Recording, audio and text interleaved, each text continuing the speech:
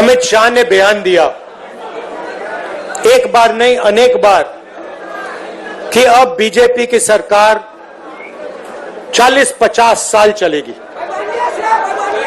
हाँ, और मैं सोच रहा था कि यह व्यक्ति कैसे कह सकता है, इसको कैसे मालूम कि बीजेपी की सरकार 40-50 साल चलेगी। हम सब राजनेता हैं,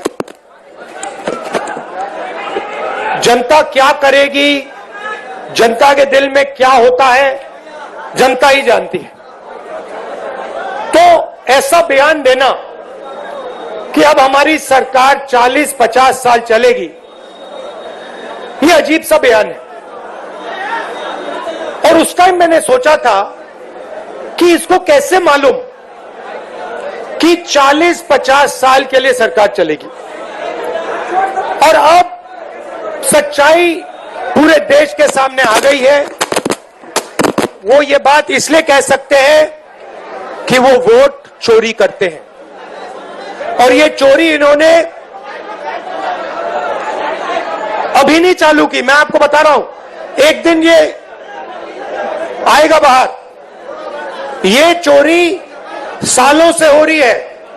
ये चोरी गुजरात में पहले शुरू हुई, उसके बाद 2014 में नेशनल लेवल पे आई, उसके बाद चुन चुनकर ये लोग स्टेट जीतते हैं और हरवाते हैं।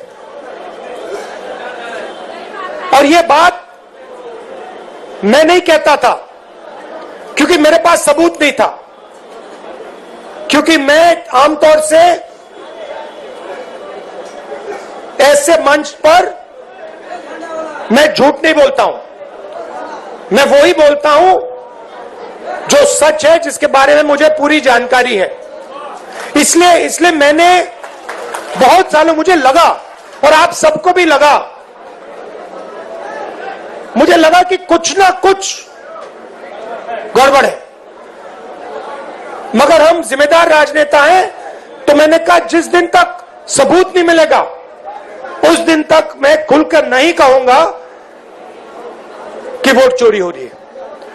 और फिर क्या होता है,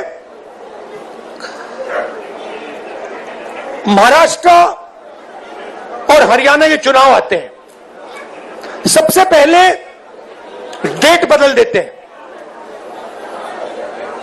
चुनाव की डेट बदल देते हैं।